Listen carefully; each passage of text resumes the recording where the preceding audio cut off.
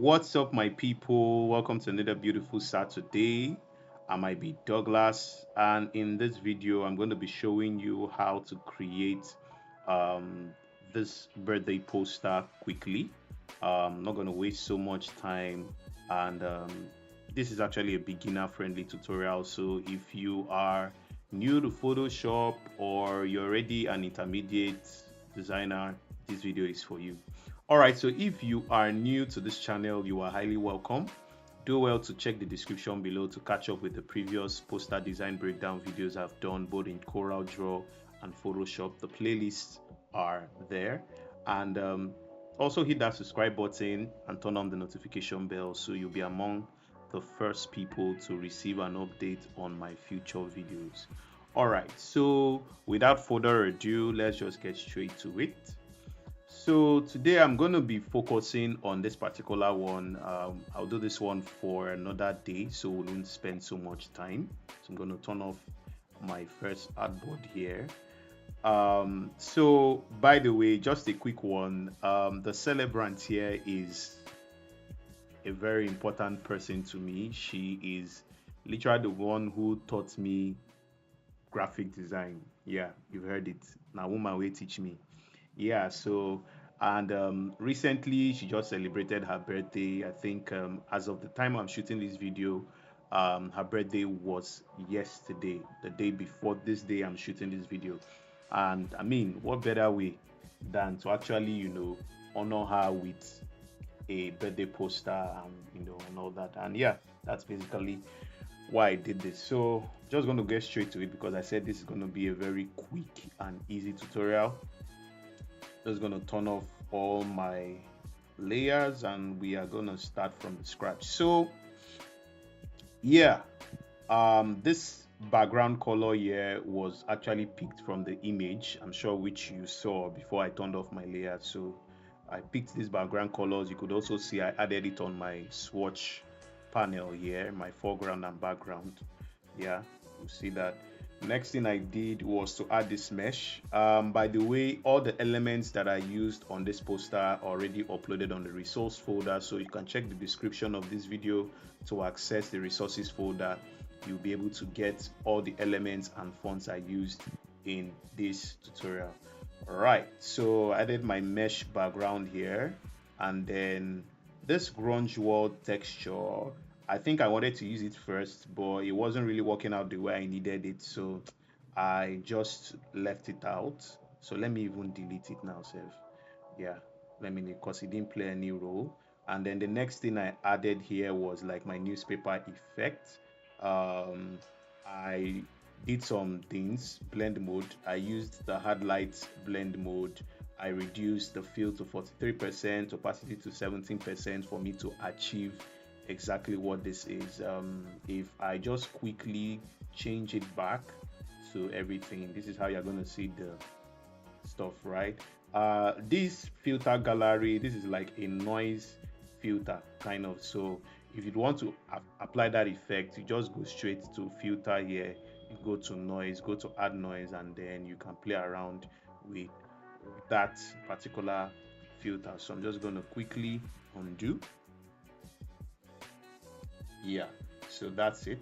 And then I added this. So this is like I don't know the word to say, but this is, let me just call it a shadow effect of the original image that you're going to see soon. A very simple way to do this is uh, something I've done in like my previous poster design videos. Um, Let me just open it. So I'll just show you guys what I did. So this is the image, right? And then all you just need to do was I went to color overlay, right? I'm going to remove, duplicate this effect here. I'm going to do this very quickly so that we will not waste so much time. Let's delete this effect. This is the effect I need to delete. Okay, let's remove this one. So this is it without the camera raw and all that. Yeah, if you want to learn how to use the camera raw, I've There are so many tutorials to know how to use Camera Raw to sharpen your images, and I've also done that in my previous videos, so you could check out my previous videos. All right, so I'm just going to go to um, I'm going to go to my blending options here, and I will just go to color overlay. So color overlay, this is already the selected color here. So you could choose any color depending on what you want to achieve, right? So I chose the brown color, which I picked from the image, and then your blend mode should be normal. So it shouldn't any other be. If you want to achieve this particular effect, just leave it at normal once you choose your color, and then you are good to go. So I'm just going to remove this and then put everything here. Okay, so this is it. Start the camera raw, added camera raw to just make the image pop a little bit, and we're done. So I'm going to say no. So that's what I did, and then I now included this pattern. Okay, so I converted the pattern to black and white, use subtract, reduce the opacity to 46, and then I now clip masked that pattern into this. So if you want to clip mask, let's go to my keywords here. So if you want to clip mask, you just hold your alternate to remove it. You see how it is on all over the canvas. You just put it here, and then hold your alternate key, and it goes in.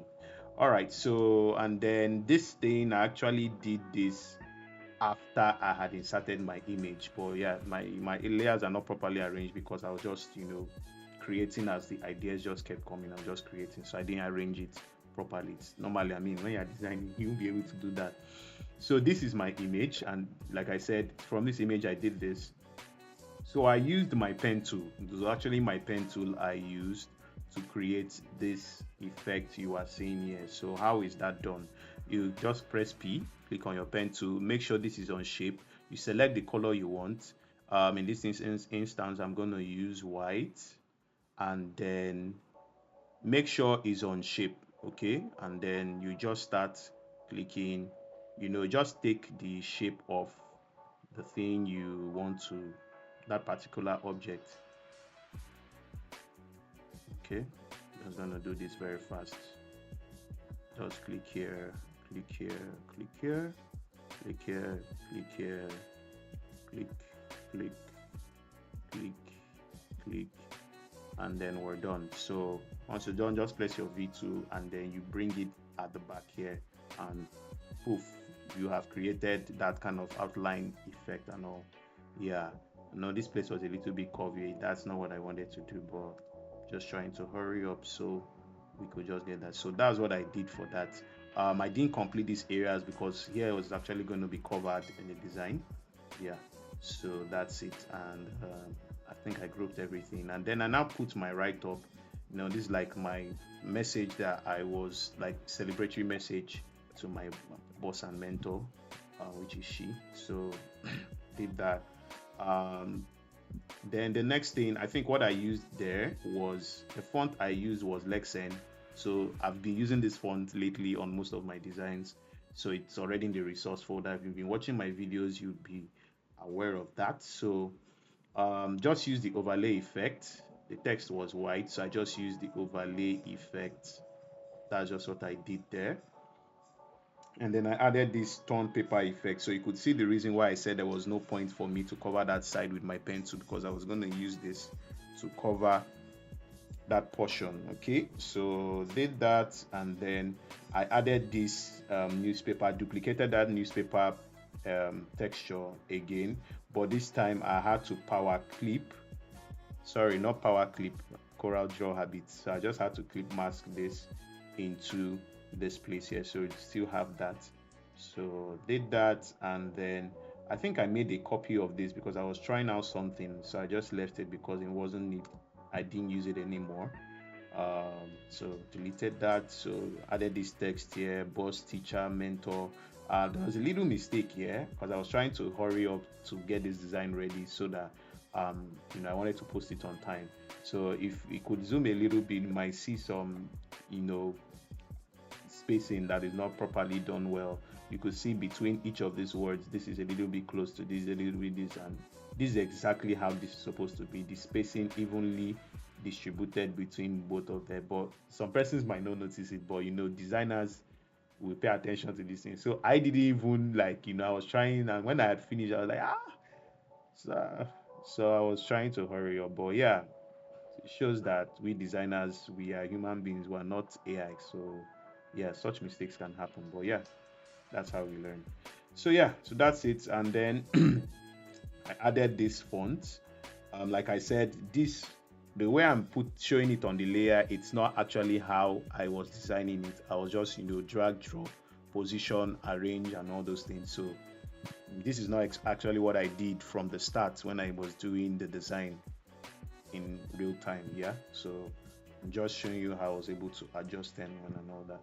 So this is a very very interesting font, and the name of the font is Pokinka. I hope I'm not murdering that name. Pokinka. Um, Still in the resources folder, so you can access that. And then I added the image, the second image. So both images I just added some little effects on camera raw to spice it up a little bit, and then I also now added my shadow. Now this shadow, I've done this shadow stuff in my previous poster breakdown tutorials. Do well to check like the first 2 or 3 videos, or just check the Photoshop poster breakdown playlist. You'll see designs that I did added shadows to the images. So just check there and see how I was able to apply those shadow effects to the image, and how to use the distort and perspective tool for that. So because of time, I wouldn't want to go that. So you can catch up with that in my previous videos in the playlist description link below. All right, so and then this name, this is our son name. This is our son name. So Nene Bright Victor. So I just put the Bright Victor here, and the name of this font is Harupath. You could see I actually picked the color from the image, but I increased the saturation a bit, something more pinkish than what is already here, given that I'm already using like a dark colored text, and then using this would be in a better contrast. If I was going to use this color though, if I had used this particular color here from this, it would also make sense, but because of contrast, I'm using a white, there's a whitish background here on this place. Everywhere will just be looking too white and all that. So excuse me, I just had to use like a darker shade of that pink, so it will be more visible to the eyes from a distance. So I'm just gonna zoom out a bit, and then the next thing I did was just created a folder. This is like a rectangle shape, and then I just added happy birthday there. The font I used still was Lexend. I think I didn't use more than 3 fonts in this design. I think just majorly Lexend, and then the Pokinka, and this other one, make I no bite my mouth, Harupath. Yeah. All right, so then this gold star, this gold star is literally gold. Let me just remove it and show you how it is. So this is how the gold star is, right? And so I just added my color overlay, gave it the same pink from the text color I used here, and then I added my Gaussian blur to it. Like I've said in previous videos, if you want to add the color overlay, you just right click and go to your blending options. You go to your blending options, go to color overlay, and this time I used the blend mode color. If I use normal, it's going to look like this. So it's not going to still maintain the effects and the effects of that element. So most times, if you want to give a particular shiny element the color you wish to apply on it, and you still want it to maintain those elements, the best blend mode to use from what I've been using before is color. So you see how it still maintained the effect, and then it still changed to the color, maintain the color that you choose. So yeah, get the point. Right, so then Gaussian blur, if you want to apply Gaussian blur, go to filter, go to blur, you see Gaussian blur, and then you can do that. So that's what I did there. The next thing I did was now to just duplicate that and place it there. And then this text, I still use that Pokinka text to write the date. That's the day of her birthday, right? And then I also now added this here, live long and prosper, under this place here. Aligned all of them to the center. You see that this text, like I said, when I was talking about the design, um, I, I placed these images actually. I placed this image first before I added this text effect. But you see that when I was showing you guys in the layers, these were the things that came in first. Yeah, so you see what I explained. And then one last thing I actually tried in this tutorial, other than the usual thing I would normally do, was to add a gradient map. So I learned this gradient map from a very good friend of mine, a brother, and I call him my boss, right? Also, is also I get plenty bosses for this industry. So yeah, I learned so much from him. In fact, he's one of the persons that he also inspires me when it comes to birthday posters. Goes by the name Nana Multimedia. Some of us also call him Nana Multimillionaire. Some of us we call him Nana. So in his videos on YouTube, uh, yeah, check out his YouTube channel and subscribe. I learned this gradient mapping that he always adds to his design. So that gradient mapping is like a color grading effect that you apply that particular color you used on your background to the entire design, which also affects the image. So it gives it blends the image with the background color itself. So this time I said, oh, let me try this gradient mapping. So this is me trying out gradient mapping for the first time.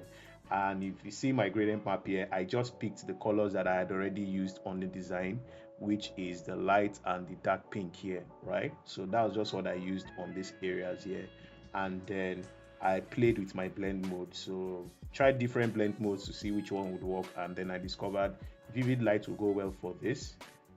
You see, you could actually see the difference, right? You see it normally, and then with the gradient mapping and with these little effects that I did here on the blend mode options, vivid light, opacity 46, fill 38%, I was able to, properly, fit the image or blend the image or color grade the image with the same color that I had used on the background. So it gives it this uniform feel. And then last but not the least, the thing I always do best, right, is to just group everything, and then I go to camera raw and I finish work. So this is it without the camera raw, right? And then when I go to my camera raw, which if you'd want to do that, you could just go to filter and click here, or you could just do shift control A and try out different methods you want to. So this is me using camera raw and just made that design pop, see, and then did that. This logo was actually added, like the last thing I added was the logo, right, before I now did everything here. So this is it. That's how I was able to achieve this design. Yeah, so we have come to the end of it. Let me know what you think about this design in the description below. Definitely, like I said, the previous one that I did, which is this first one here, this is more like a love letter I did on behalf of her husband, right? He asked me to do this for her. So I'll show you guys in another video how I was able to do this. This is a very, very simple design, right? Not too much. Some things that I used here were actually here, but not all of them. So I'll explain that in another video. Let me know what you think about this in the description below. Do well to also share this video with a creative today, with a designer today, and then don't forget to like, don't forget to also subscribe and turn on the notification bell so you'll see you'll be updated on another video that comes up. Thank you very much for your time, guys, and I'll see you in the next video on Saturday. Peace.